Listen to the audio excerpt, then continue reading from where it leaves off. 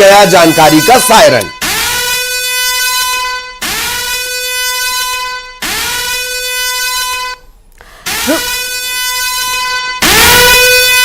तो result breaking आपको बता रहे हैं, देखिए सायरन बज रहा है, रुझान बता रहे हैं कि एनडीए की सेंचुरी लग गई है और अब तो आंकड़ा बढ़ गया, 112 हो गया है आंकड़ा। नरेंद्र मोदी आपको नजर आ रहे हैं, मोदी मैजिक जिसके नाम पर दशकों वाला सांसद भी बीजेपी का वोट मांगता हुआ नजर आया था।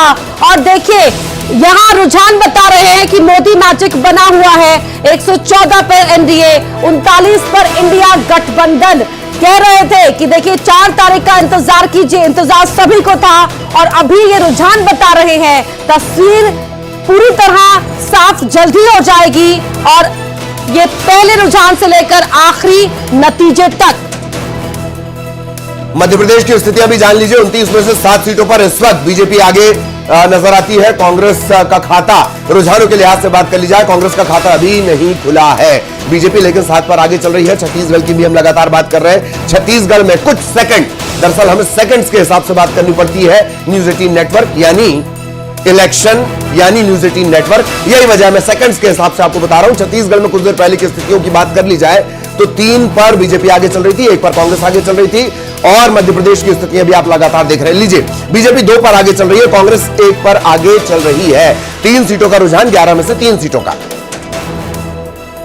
तस्वीरें लगातार यहां पल पल बदल रही है, हर तेज हरकत तेज हो रही है। 135 पर एनडीए गठबंधन आके और अर्धशतक लग गया इंडिया गठबंधन का भी रुझानों में, हाफ सेंचुरी 52 पर आ गया है इंडिया गठबंधन। 135 पर एनडीए यहां नजर आ रहा है रुझानों के मुताबिक। 543 का आंकड़ा, लेकिन 542 पर ही गिनती, क्योंकि एक सीट पर सूरत में निर्विरोध चयन हो चुका है और यहां पर अब ये आंकड़ा बदल रहा है 193 पर, 193 पर ललित रुझान। बिल्कुल डबल सेंचुरी में 7 कम और अब हम आगे पहुंचने वाले लोकसभा 2024। 194 सीट हो गई।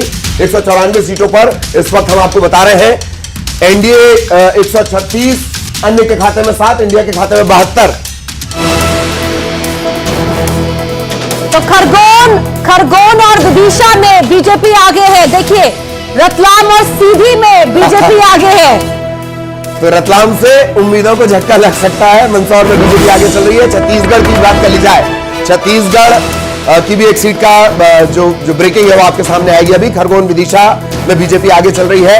ये तमाम जो सीटें हैं ये बीजेपी के गढ़ पे तौर पर। शिवराज सिंह चौहान विदिशा से आगे चल रहे हैं। शिवराज सिंह चौहान जिन्होंने ऐसा प्रचार किया ललित कि लग रहा था मानो पहली बार उतरे। सीधी में डॉक्टर राजेश मिश्रा आगे चल रहे हैं। तो लगातार ये टैली बदल रही है। हम आपको ये भी बता रहे हैं कि सीट पर क्या स्थितियां बन रही है। अनीता नागर सिंह चौहान आगे चल रही है रतलाम। कांतिलाल भूरिया के खिलाफ खड़ी हुई मैदान में पति ने भी जोरदार प्रचार किया। मंदसौर से सुधीर गुप्ता यहां पर आगे नजर आ रहे हैं। बीजेपी के सुधीर गुप्ता आगे दिखाई दे रहे। खरगोन की तस्वीर जहां से पहला नतीजा सबसे पहले आने की उम्मीद है। बिल्कुल, और खरगोन से गजेंद्र सिंह पटेल इस वक्त आगे चल रहे हैं। और गुना सीट, मेरे ख्याल इस पर लीड की बात करनी चाहिए, जीत की बात नहीं करनी चाहिए। ज्योतिरादित्य सिंधिया, पूरे परिवार ने ऐसे प्रचार किया मानो ये सिंधिया की का पहला चुनाव हो। पूरा परिवार इनका नजर आया। महान आर्यमन नजर आए, प्रियदर्शनी नजर आई और डॉक्टर राजेश मिश्रा सीधी से यहां कड़ी टक्कर मानी जा रही है। ये रुझानों की बात है। शिवराज सिंह चौहान आगे चल रहे हैं। तकरीबन 33 साल बाद ये आमने सामने है। भानु प्रताप शर्मा के आगे के सामने है। दादा और मामा की लड़ाई यहाँ पर जी। दादा और मामा। गुना की सीट की बात कर रहे थे। ज्योतिरादित्य सिंधिया पिछली बार हार गए थे केपी यादव से, इसलिए इस बार कांग्रेस ने यादव चेहरे को सामने उतारा, लेकिन लड़ाई में आगे दिख रहे हैं। और 227 का आंकड़ा रुझानों में एनडीए 100 सीट पर नजर आ रही है। 227 का आंकड़ा यहाँ पर, 157 पर एनडीए। बिल्कुल 157 इंडिया गठबंधन 62 पर आगे चल रहा है। अन्य के खाते में 8 सीट जाती हुई नजर आती है।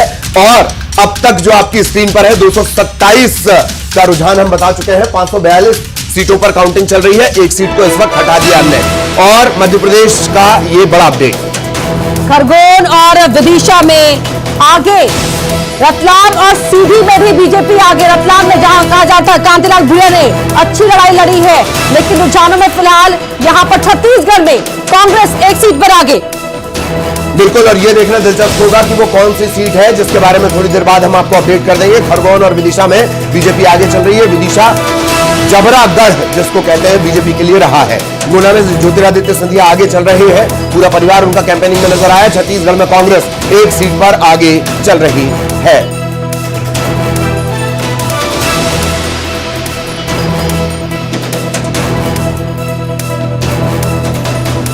और भोपाल ये भी एक गढ़ की तरह है, 89 के बाद से कभी कोई कामयाबी नहीं।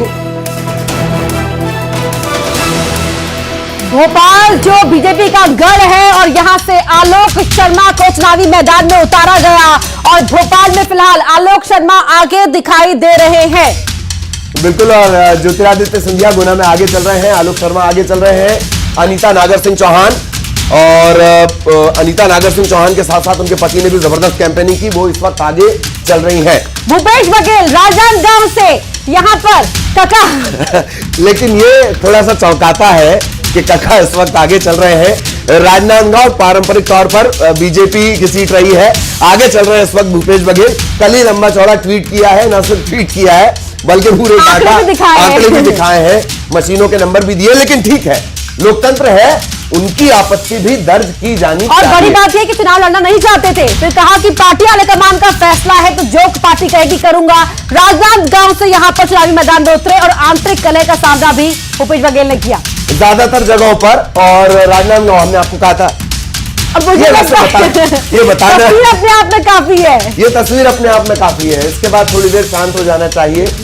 पूरी कैंपेनिंग के दौरान सबसे ज्यादा अगर रैली रोड शो करने का रिकॉर्ड है, खैर तस्वीर बदल गई है। राजनाथ सिंह लखनऊ से इस वक्त आगे चल रहे हैं। राजनाथ सिंह ने भी कैंपेनिंग की कमान संभाली रही। मैनपुरी डिंपल यादव यहां पर, मैनपुरी तो अपना ही गढ़ है, डिंपल यादव यहां से आगे है और साइकिल चल रही है, रफ्तार कितनी